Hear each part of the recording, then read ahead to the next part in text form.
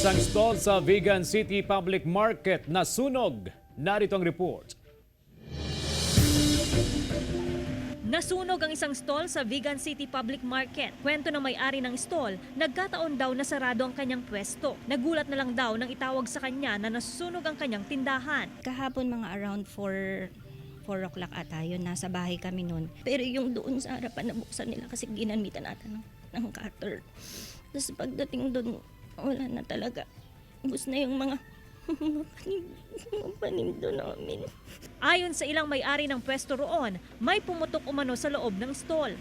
Yung nagpapagupit, tinatanong kung may nagwe-welding sa loob. Wala, nakasara ka ko. Maya-maya, lumaki yung apoy doon. Sa isang cellphone video, kitang makapal na usok sa labas ng public market. Makikita rin ang mga taong nagtatakbuhan.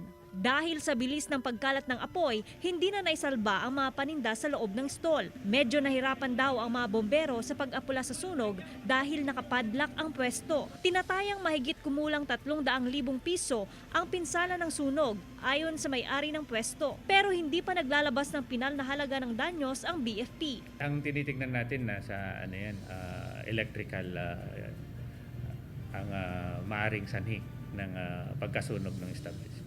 Nanlulumo man ang may-ari ng stall, umaasa siyang maitatayo niya muli ang kanilang kabuhayan. Talagang bubuksan ko siya kahit anong mangyari. Gagawin ko ng paraan para makabangon uli. Joan Punsoy, One North Central Luzon.